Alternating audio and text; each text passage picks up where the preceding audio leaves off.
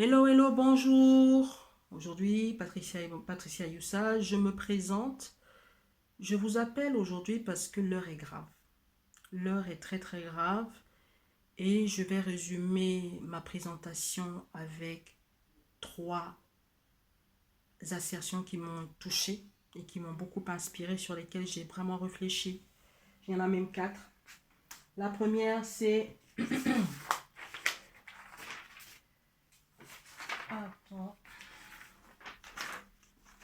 La première des assertions qui m'a interpellée et qui m'a permis aujourd'hui de venir à vous, c'est ce que l'homme veut apprendre. Ce que l'homme ne veut pas apprendre par la sagesse, il l'apprendra par la souffrance. Ça, c'est le premier point. Le deuxième point, c'est Fatou Diom qui disait: lorsque les migrants sont tombés à la Méditerranée il y a 2 ou 3 ans, je ne sais plus, nous devons prendre nos responsabilités. Nous ne devons pas subir le choix des autres. Nous devons prendre nos responsabilités face à nos problèmes. Et Angélique Kidjo qui disait que pour se faire aider efficacement, il fallait se faire respecter. Je répète, pour se faire aider efficacement, il faut se faire respecter. Je vais imaginer la question. J'ai un problème de 1 million. Je viens te voir. Tu me dis: oui, vraiment, pour tes 1 million là, voilà, j'ai 1000 francs. Parce que je pense qu'avec 1000 francs, tu peux régler ta situation. Tu t'es foutu de moi ou tu as réglé mon problème? Mais pourquoi je suis venu te voir et toi tu me parles de 1000 francs au lieu de régler ma situation? On va répondre à la question que Lady Sonia dit toujours ici là. N'est-ce pas? Si tu veux qu'on te respecte, accorde-toi de la valeur. Si tu veux qu'on te respecte, si tu veux que le regard de l'autre change vis-à-vis de toi, accepte ta valeur, prends conscience de ta valeur et arrache le respect. Force le respect. Ton respect, le respect de toi ne dépend que de toi. Ce qui veut dire que pour que j'aille prétendre à une aide respectable, il faut que moi-même j'ai déjà un minimum dans mes poches, n'est-ce pas? Il faut que moi-même j'ai déjà un petit minimum de 300, 400, 500 000 pour dire: hé, gars, tu peux m'aider de 500 000? Là, on parle en personne responsable. Là, on parle en quelqu'un qui a une valeur ajoutée et qui a quelque chose de particulier. Mais quand je me pointe devant quelqu'un devant qui je demande de l'aide et je ne suis pas capable de prendre le temps d'analyser mon problème et de trouver une solution adéquate et que je demande une aide, je passe pour qui? Pour quelqu'un sans aucun intérêt. Pour quelqu'un sans aucun intérêt. La question est simple. Lorsque nous sommes allés à l'université, je crois que tous ceux qui ont fait des masters, des BTS et compagnie, ils ont découvert ce qu'on appelle le SWOT. Là, ça fait longtemps que j'ai quitté les bancs de l'école. Ça, c'est les restes qui me restent dans le cerveau là. Donc, il faut me poser. Venez doucement avec moi. Mais on va se débrouiller. Le SWOT là, c'est Strength, Weakness, Opportunity and Threats. Ce sont ce qu'on appelle les forces, les faiblesses, l'opportunité et les menaces. Tout le monde connaît ça de A à Z. Du moins, quand on a été après le bac, c'est quelque chose qu'on connaît. Naturellement. On n'a pas besoin d'aller à la Polytech pour comprendre ça. C'est très simple à comprendre. Maintenant, je vais imaginer la situation pour que chacun de nous se projette et comprenne où je veux arriver. Alléluia. Parce que c'est de ça qu'il s'agit. Quand je suis, ça fait 25 ans que je suis en Europe. 25 ans. Plus de 25 ans même. Quand je regarde autour de moi, je vois l'environnement dans lequel on combat le coronavirus.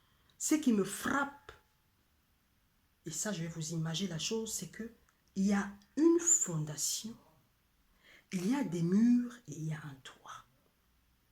Donc, quand on parle confinement, tout le monde peut rentrer chez lui, ils s'enferment. Coronavirus, ça fait dehors là.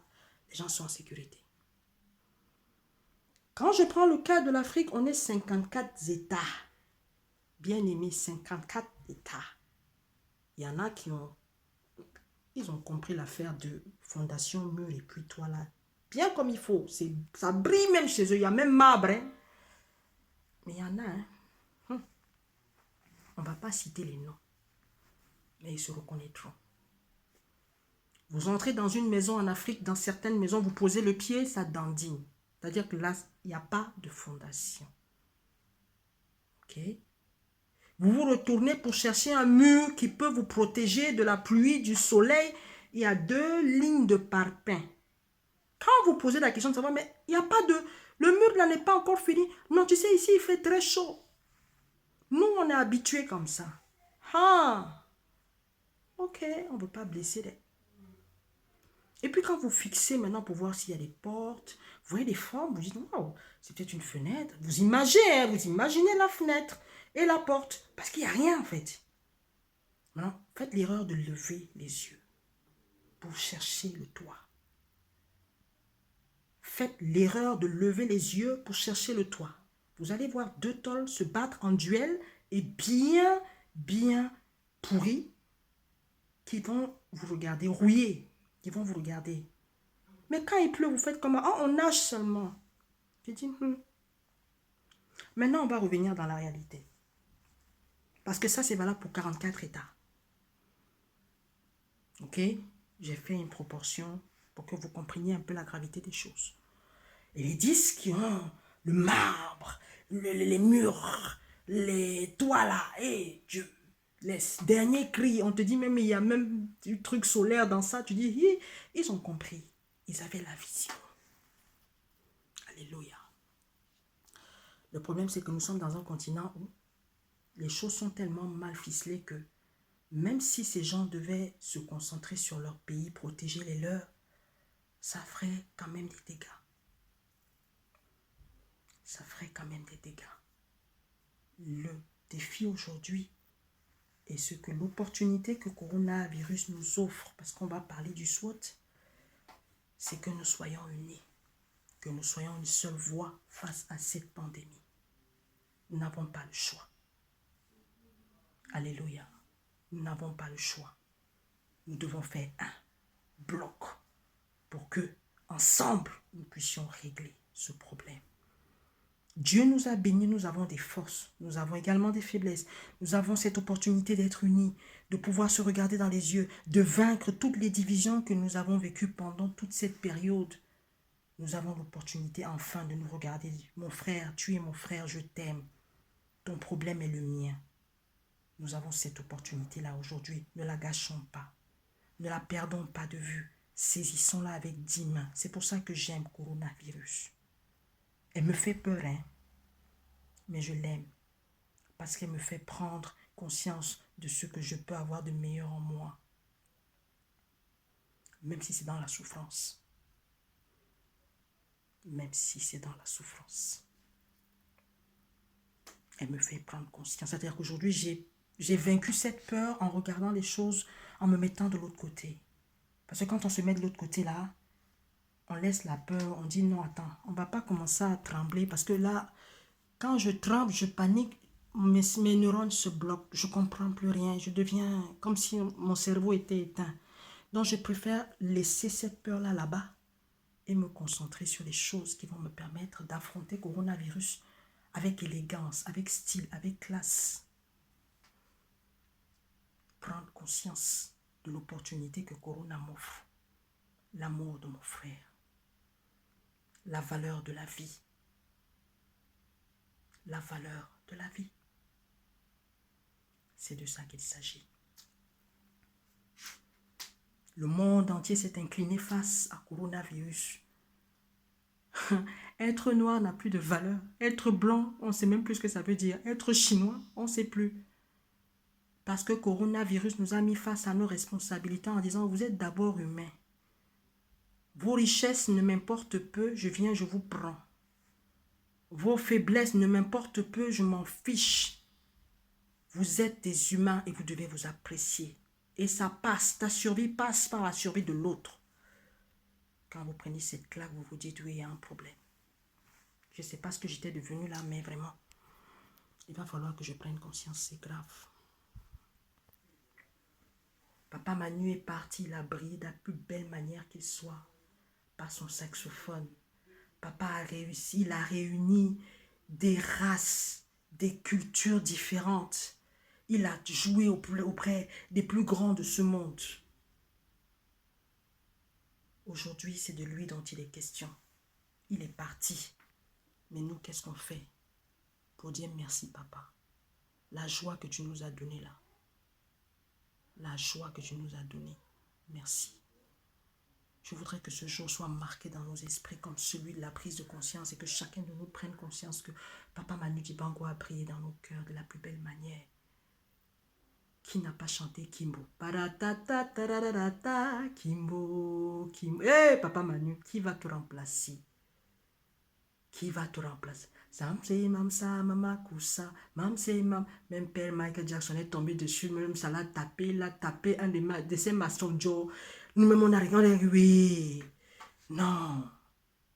La grandeur, ce n'est pas une question de race, ce n'est pas une question de culture, ce n'est pas une question d'appartenance. C'est la dignité humaine. Bien-aimé. La dignité humaine. Papa Manu, son saxophone résonnera toujours dans nos esprits, mais aujourd'hui, vraiment, prenons la peine de dire qu'il est parti aujourd'hui, mais ce jour soit ce jour où tout le monde a pris conscience qu'il est important que nous soyons unis.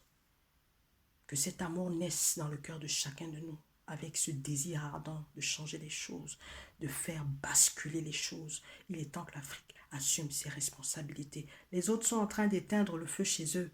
Ils n'ont pas le temps de s'occuper de nous. Vous voyez comment Dieu fait les choses? Parce que nous devons prendre nos responsabilités nous-mêmes. Et ça passe par l'union. Ça passe par l'amour de l'un et de l'autre. Si tu as fait du mal, personne ne te jugera, mais prends le temps d'améliorer ce que tu as fait de mal. Si à cause de toi, certaines maisons n'ont pas de fondation, certaines maisons n'ont pas de toit, pardon, lève-toi. Mets la main à la pâte pour que ça change. Tu peux encore sauver des vies. Tu peux encore sauver des vies. Rien n'est perdu. Ça ne dépend que de ta volonté.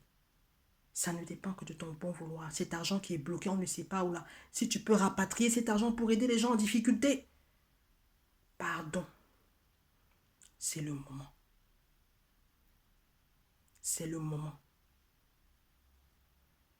C'est le moment de montrer que tu as compris ton erreur. Et que l'erreur est humaine. Corona nous met tous au même pied d'égalité. Il n'y a pas de meilleur pécheur. Hein? On est tous logés. Quand elle arrive, là, il te tac, tu tombes. C'est pas affaire de... Non, moi j'étais moins pécheur. Hein? Non, non, non, non. Corona ne connaît pas ça. Corona ne connaît pas la couleur. Corona ne connaît pas ton état d'âme. Corona ne connaît pas ton compte en banque. Non, franchement, Corona, c'est pas son problème. Tu te trouves sur son chemin, elle te terrasse. Elle te terrasse. La vérité, c'est que si ton cœur n'est pas pur, elle te terrasse. Si ton cœur n'est pas pur, elle te terrasse. Donc, ton amour, le respect des personnes, l'amour que tu as pour ta vie dépend de l'amour que tu auras pour la personne qui est à côté de toi. Voilà donc les 4 points qu'on a vus. Et maintenant, les solutions qu'on peut avoir par rapport à ces choses-là. Bien aimé. On a dit les forces. Est-ce qu'on a parlé? Les forces qu'on peut avoir par rapport à ce qu'on a dit. Il y a les richesses minières, n'est-ce pas? Il y a les richesses naturelles. Mais ce qui va le plus nous importer aujourd'hui, ce n'est même pas les richesses minières parce qu'on n'aura même pas le temps de s'en occuper. C'est surtout les richesses naturelles qu'on peut avoir et les richesses humaines, dont la flore qui est très importante et les denrées alimentaires. Vraiment, Nous avons les meilleurs médecins, les meilleurs techniciens dans le monde entier. Et nous avons la possibilité de travailler avec les autres cultures, les autres races, de manière à avoir notre place. C'est une force. C'est une force. Maintenant, nous ne devons pas ignorer nos faiblesses. Tout à l'heure, je vous ai dit qu'il y a des maisons chez nous qui n'ont pas de fondation, qui n'ont pas de mur, qui n'ont pas de toit. On parlait de manque d'infrastructures. On parlait de manque d'eau potable. On parlait de mauvaise distribution des richesses.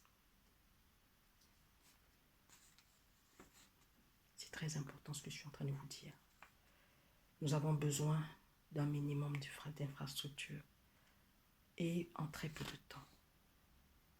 En très peu de temps. Nous avons besoin d'eau potable. L'eau potable, je pense que le sol africain regorge quand même de pas mal de sources de réserve d'eau. Je pense que c'est une question d'organisation, c'est une question de prise de conscience, d'analyse des choses et de mettre les choses en place qui vont permettre à la population africaine d'accéder à l'eau potable. Très naturellement, c'est faisable. Mais il faut mettre en place un plan d'action et les ressources nécessaires pour pouvoir distribuer de l'eau potable à toute la population africaine. La mauvaise distribution des richesses, ça passe par la prise de conscience de certaines personnes. Ça passe également par la prise de conscience de chaque enfant. Tu en as, pense à acheter et à partager, à donner. Vous les enfants là, vous nos enfants qui êtes devenus des hautes stars là, pensez à rentrer à la maison, donner un peu, cotiser. Qu'on achète des médicaments, qu'on achète les soins, qu'on achète plein de choses. Comme je vous le disais, Tata Corona, c'est ma tata. Elle m'a ouvert les yeux. Elle a permis de savoir que nous sommes tous humains, nous sommes logés à la même enseigne. Et que la vie nous terrasse là. De la même manière. Elle m'a pris mon papa ce matin. Et elle m'a dit, toi-même là, faut pas blaguer. Si tu t'amuses, je te prends. J'ai dit, oui, chef. Mais je vais d'abord faire ce que je peux pour te chasser aussi un peu de ma vie. Merci pour la prise de conscience, mais j'ai pas besoin que tu restes dans mes pattes très longtemps. J'ai dit, il n'y a pas de drap. Je prends. Nous avons les menaces. Les menaces que nous avons sont des menaces d'ordre météorologique, puisque nous avons une disparité climatique qui est quand même assez importante et à prendre en considération sur tout le continent. Il y a une forte chaleur, on va du froid au chaud, hein, comme ça naturellement. C'est assez particulier à gérer. Mais bon, les techniciens prendront les dispositions nécessaires quand ils auront pris l'analyse.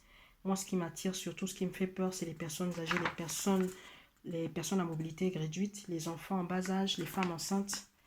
La pauvreté extrême et le taux de mortalité qui risque d'être très record par rapport à ce qui se fait dans le monde aujourd'hui.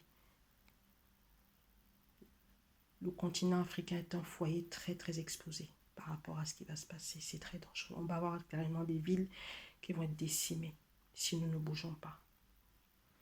Un seul pays ne peut pas gérer cette pandémie. Nous devons être nombreux à le faire. Nous devons être tous unis main dans la main pour gérer cette pandémie. Aucun pays ne peut s'en sortir seul. C'est compliqué. C'est compliqué. Donc j'appelle vraiment au leader. Papa Macky Sall. J'appelle Papa Kagame. Levez-vous, pardon. Le monde a besoin des Africains. L'Afrique a besoin de vous. Levez-vous, soyez la locomotive. Tirez vers vous tous ceux qui peuvent être là. Maman Angélique Idio. Toi qui as déjà des ramifications dans ces choses-là, levez-vous, pardon. Levez-vous. Toutes les stars, Akon. Oui, levez-vous. Levez-vous. Levez-vous. C'est le moment de montrer la différence. Semi Keba, levez-vous, oh, levez-vous. C'est le moment de lever la loi, de se lever. Nathalie Yam, levez-vous. Levez-vous. C'est maintenant que nous devons faire la part des choses. Nous devons nous différencier. Nous devons nous détacher de tout ce qui est en train de se passer. Et nous devons le faire main dans la main. Nous devons le faire main dans la main. Tout ce que nous pouvons faire main dans la main nous aidera. Tout ce que nous pouvons faire main dans la main nous aidera. Nous devons être forts ensemble. Nous ne pourrons pas sauver toutes les vies, mais nous pourrons au moins maîtriser le feu qui nous attend devant. L'heure est grave, mes bien-aimés. L'heure est très grave. Les solutions que j'ai vues, c'est limiter, comme je vous l'ai dit, la levée des fonds. Ceux qui sont responsables des maisons où il n'y a pas de fondation, il n'y a pas de mur, il n'y a pas de toit, c'est l'occasion de vous racheter. Vous pouvez effectivement cotiser. Personne ne vous juge. On est face à la mort, on est tous pareils, on est logés à la même enseigne. Il n'y a pas de quelqu'un qui est bon, quelqu'un qui n'est pas bon.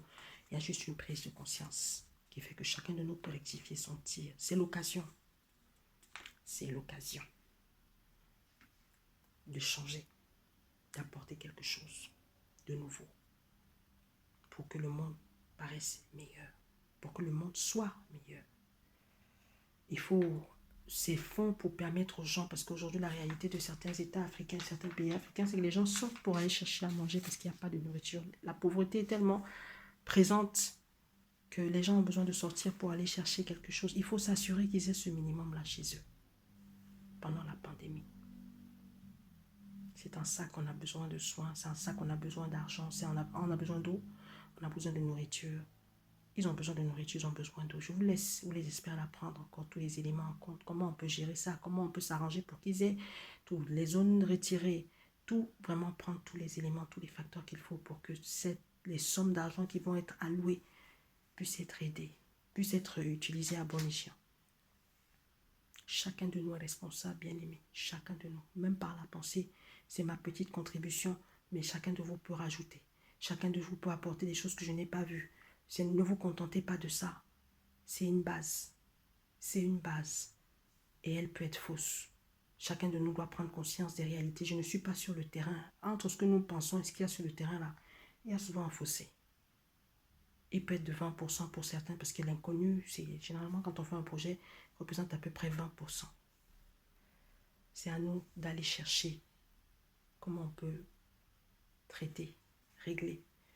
Mais je donne vraiment une esquisse de réflexion pour que chacun de nous commence à penser, à envisager les choses, comment on peut gérer cette union, comment on peut gérer les choses de manière à ce que nous fassions bloc face à coronavirus. Aimons-nous vivants. Aimons-nous vivants. C'est le mot d'ordre. Aimons-nous vivants. C'est très important. Que Dieu vous bénisse et qu'il vous fasse beaucoup de bien. Soyez bénis.